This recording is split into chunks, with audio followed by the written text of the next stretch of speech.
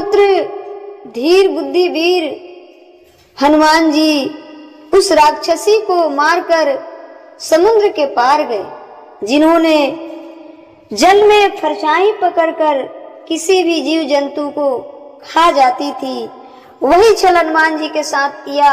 हनुमान जी उसके मुंह में घुस गए और मुंह में घुस करके जीव ही एक गदा दिए उसके मस्तक फाट गया और जय श्री राम करते हुए निकल गए, क्योंकि हनुमान जी धीर वीर पवन पुत्र हनुमान और भगवान राम का दूत है।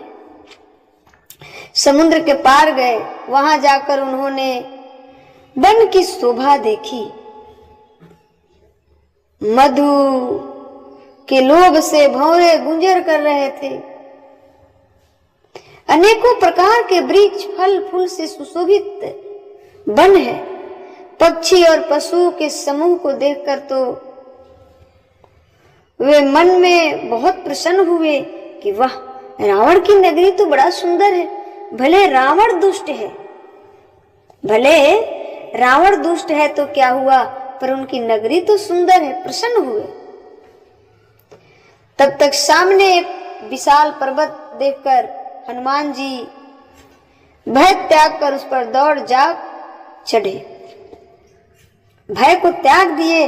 अब बोले कि जब यहाँ आ गए हैं तो अब भय त्यागो और चलो भगवान के कार्य में, और भगवान के नाम लेकर उस पर्वत पे दौड़कर जा चढ़े।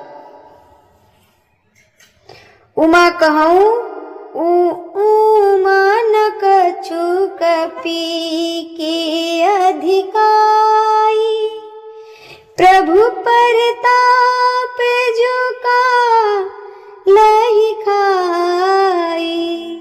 शिव जी कहते हैं, शिव जी देख रहे हैं, हे उमा, इसमें बानर की कुछ बड़ाई नहीं है।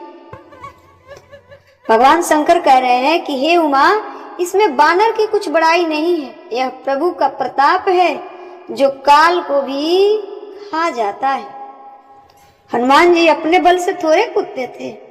अंगद जी बीच सभा में पैर अपने बल पे थोड़े रख दिए।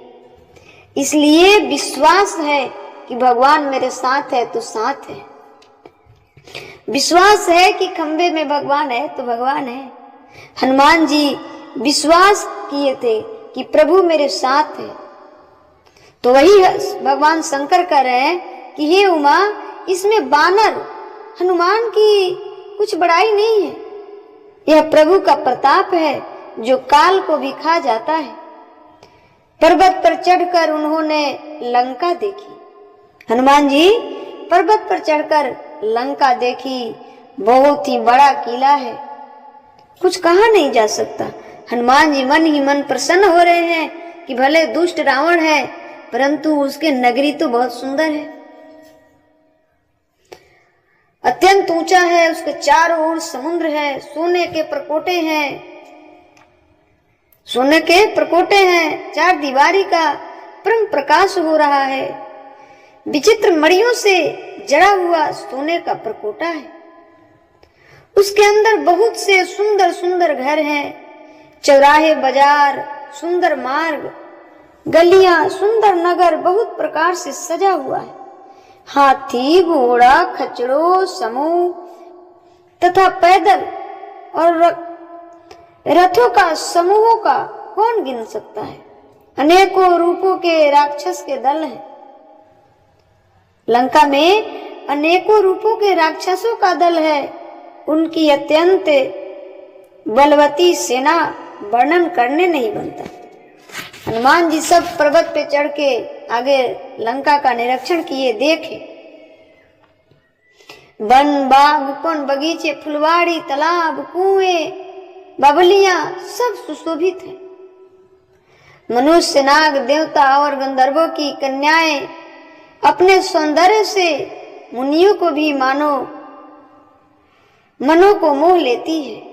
कहीं पर्वत के समान विशाल शरीर वाले बड़े ही बलवान मल पहलवान गरज रहे हैं। वे अनेकों आंकड़ों में बहुत प्रकार से भीरते हैं और एक दूसरों को ललकारते हैं।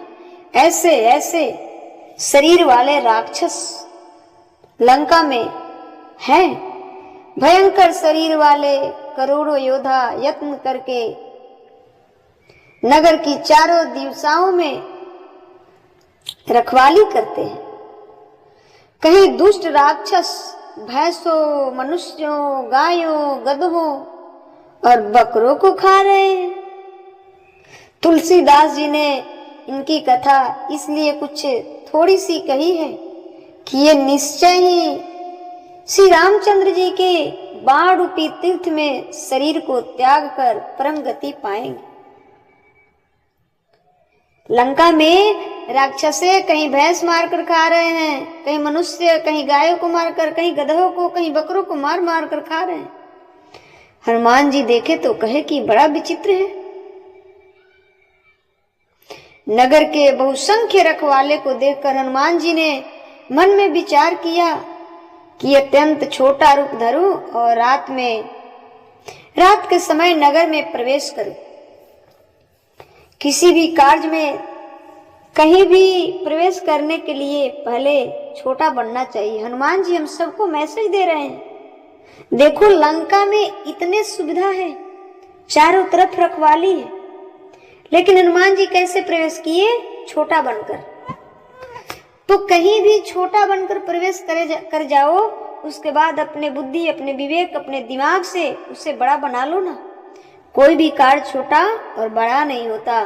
तो हनुमान जी सोचे कि रात में छोटा रूप धारण करके नगर में प्रवेश करो। मसके समान रूप कपिधारी, लंका ही चलाऊं सुमेरी नरहरी। हनुमान जी छोटा सा मच्छर के रूप, हनुमान जी मच्छर के समान छोटा सा रूप धारण करके नगर में प्रवेश करने लगे। नर रूप से लीला करने वाले भगवान श्री रामचंद्र जी का स्मरण करके लंका को चले। तब तक लंका के द्वार पर कौन थी? लंकनी। नाम लंकनी एके निसचरी, सो कह चले सी मोही निंदेरी। लंकनी नाम की एक राक्षसी रहती थी। वह बोली, मेरा निरादर करके बिना मुझसे पूछे कहाँ चले जा रहे हो? हनुमान जी ने कहा, जान ही नहीं मरमु सठ मोरा, मोरे आहार जहां लगी चोरा। लंकनी कहती है कि सठ मूर्ख, तू मेरा भेद नहीं जानता, मैं कौन हूं? तू मुझे पहचानता नहीं है। जहां तक जितने चोर हैं वे सब मेरे आहार हैं, और तुम मेरे रहते हुए लंका में प्रवेश कर रहे हो, और तुम तो मेरे आहार हो। देखिए, जब आदमी थक जाता है, नीच होता है, वो क्या करता है? गाली देता है। लंकनी ने क्या गाली दी?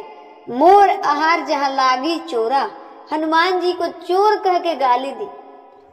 क्या हनुमान जी चोर हैं? नीच व्यक्ति का ये पहचान है। जब वो आदमी हारने लगता है ना, कोई उसके पास धर्म कुछ नहीं बच जाता है, तो गाली पर उतर जाता है। इसलिए नीच के मुंह से नहीं लगना चाहिए। जाने नहीं मरमुसठ मोरा, मोर आहार जहां लागी चोरा। लंकनी कहती है कि अरे मूर्ख, तू नहीं जानता, तुम्हारे जैसे चोर को मैं आहार बनाकर खा जाती हूं। मुठिका एक महाकपि, हनी रुधिर बमते धरनी ढनमनी। मुठिका एक महाकपि हनी, रुधिर बमते धरनी ढनमनी। हनुमान जी ने कहा कि तू अभी हमें पहचानती नहीं है, तू हमें मूर्ख और चोर कहती है, रोक तुम्हें अपना दिखाता हूं। भगवान हनुमान जी ने अपना शरीर बड़ा किया, हनुमान जी ने अपना शरीर बड़ा किया, उसे एक घुसा मारा, लंकनी को एक घुसा मारा, वह खून की उल्टी करती हुई पृथ्वी पर गिर पड़ी। बड़े अपने आप को क्या बोल रही है, हनुमान जी को चोर शब्द कह के गाली दे रही थी। नीच का कार्य होता है गाली देना, नीच व्यक्ति का कार्य क्या होता है, गाली देना।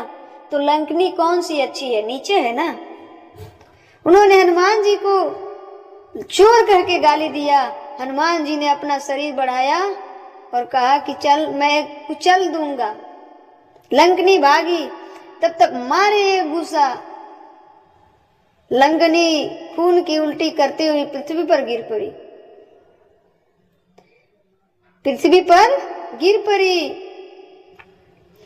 फिर वह लंकनी अपने को संभाल कर उठी और डर से मारे कांप रही है। लंकनी डर से मारे कांप रही है। देखिए, जब नीच के लायक उसके लायक आदमी भेट जाता है ना, तो आदमी ठंडा हो जाता है। उसी प्रकार लंकनी अपने आप को बहुत बलवान, बहुत बुद्धिशाली समझ रही थी। जैसे एक गुस्सा हनुमान जी ने मारे, सारी उनकी बुद्धि, सारी उनकी दिमाग की तेजी खत्म हो गई और थरथराते हुए फिर संभाल कर उठकर हाथ जोड़कर विनती करने लगी, हाथ जोड़कर विनती करने लगी कि मैं अब जानती हूं कि रावण का अंत आ गया है, विनाश निश्चित है। क्योंकि ब्रह्मा जी ने मुझे यहाँ का भेजते हुए मुझे ये वरदान दिया था कि जब कोई बानर आ जाए, लंका में प्रवेश कर जाए, तो समझ लेना कि रावण का अंत निश्चित है, रावण का विनाश निश्चित है। रावण को जब ब्राह्मण जी ने वर दिया था, ब्रह्मा जी ने वर दिया था, तब चलते समय उन्होंने मुझसे राक्षसों के विनाश का पहचान बता दी थी, जो आज देख रहा है। हे हनुमंत, मैं समझ गई, मैं जान गई कि अब रावण का विनाश निश्चित है, रावण का विनाश निश्चित है। तुम निश्चिंत होकर जाओ, सारे कार्यों में सफल होगे।